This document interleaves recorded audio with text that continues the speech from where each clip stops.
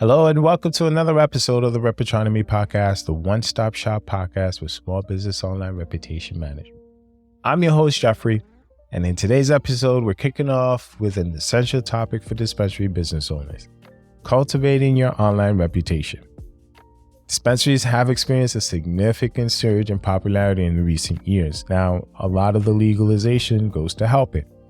The acceptance of cannabis for both medical and recreation is also an asset. These purposes are helping fuel the growth in a lot of dispensaries that we see. Now, in this digital age where people turn to the internet for information, recommendations are also following. And that's why it's crucial for dispensary owners to establish a strong online presence that not only resonates with their target audience, but effectively connects with them in a way that audience members are not only educated, but they feel empowered to make a decision. Today, we'll dive into 5 must-do tips for cultivating your online presence effectively. Go ahead and grab some bud. Let's talk about it. Step 1, or tip 1, as I like to say, optimize your website for search engines. It's a no-brainer. A well-designed website is cool. User-friendly is cool as well. But to ensure that your website appears in search engines, you want to make sure that you're optimizing and you're implementing a robust search engine system. Your strategy and your technique has to work. So relevant keywords matter, optimizing page titles matter, improving the site speed, all of these things go into the value of an optimized website. And actually by doing so, it's going to help boost your dispensary's visibility. We already know it's already massively saturated as it. So attracting organic traffic, it's a no-brainer when it comes to this step here. Tip 2, create valuable and informative content. You want to be careful here though. To establish yourself as an authority in the cannabis industry, you need to provide valuable and informative content to your audience. Now, you want to educate your visitors about the different strains, and you also want to offer in-depth and engaging content. You not only want to attract visitors, but you also want to build trust and credibility. So you want to position your dispensary as a go-to resource for cannabis enthusiasts. You want to consider starting a blog, right? Or adding a comprehensive resource that people can consume different types of information about the different aspects of cannabis. And you want to be careful because you want to ensure that this information is valid. Since it's a new thing, a lot of people are relying on this information to make their own decisions. So while we're educating and empowering, we want to make sure that the information is true and it is fact-based information we share. Tip 3, you want to engage with your audience on social media. This is big. Now, we all know cannabis is a community herb or cash crop, and other people like to do it in the privacy of their home. But in that same context, you want to create a compelling profile that connects people in different places, whether they're on Facebook, on Instagram, or Twitter. You want to make sure that you maintain an active presence. So you want to regularly share updates, offer promotions, provide educational content in a way that channels a spirit of active participation, conversations, by you demonstrating your expertise and you showing that you genuinely care for your audience.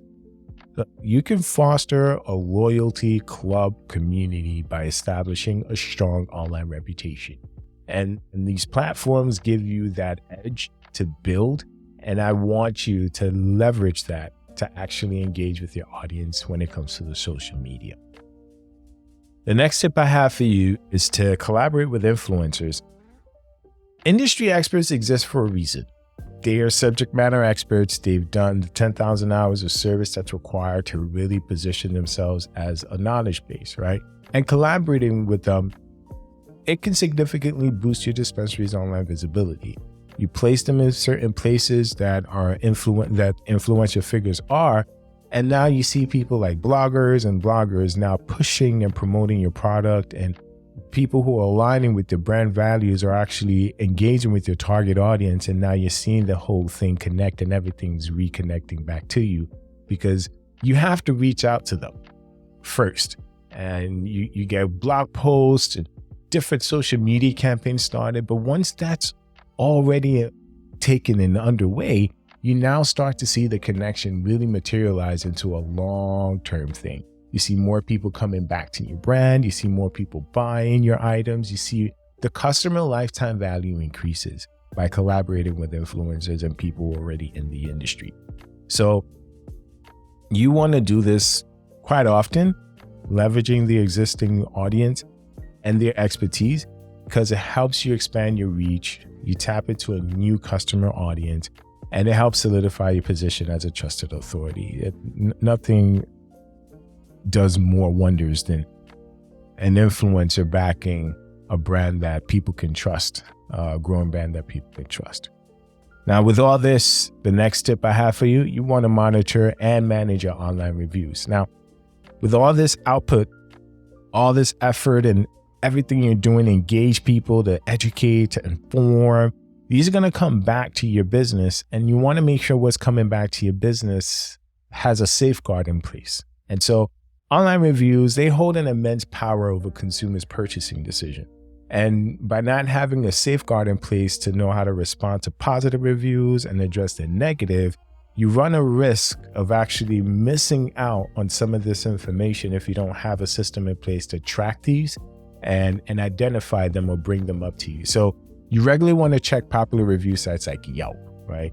You want to check Leafly, you want to check Google Reviews, and you want to stay up to date on the customer feedback, because not only do they want you to respond promptly to them, but they want to hear the tone of voice. Are you professional? How do you keep your composure? When it's a positive review, what do you say compared to a negative review? Or are you taking things personal? Because the thing is, I've always mentioned this, address positive and negative reviews. Addressing the negative feedback with empathy and offering solutions and really highlighting the positive experiences that they can see beyond this works magic. And people are looking for this. So don't be afraid to address them. But most importantly, you want to make sure you have a strategy where you can monitor and manage these comments as soon as they come in, so you can act on them as soon as possible. Hey, I know you have a business to run, so I'm going to wrap this up and say this. Cultivating a strong online reputation as well as a presence in itself, it requires strategic and proactive approach. So you want to make sure you're optimizing your website, provide valuable content, collaborate with influencers. It's okay. And make sure you're always monitoring and managing your reviews as well. By doing these things and implementing all these things, you're securing your dispensary online, and you have a very good opportunity to succeed. So if you like what you heard, please go ahead and implement them. If you feel time is not on your side and you want to remain consistent as well, feel free to contact us. www.reputronomy.com is here to help you. We specialize in providing the expert solutions and strategies to actually help your business not only thrive online, but find success online as well. So I'm your host, Jeffrey. Till next time, be safe.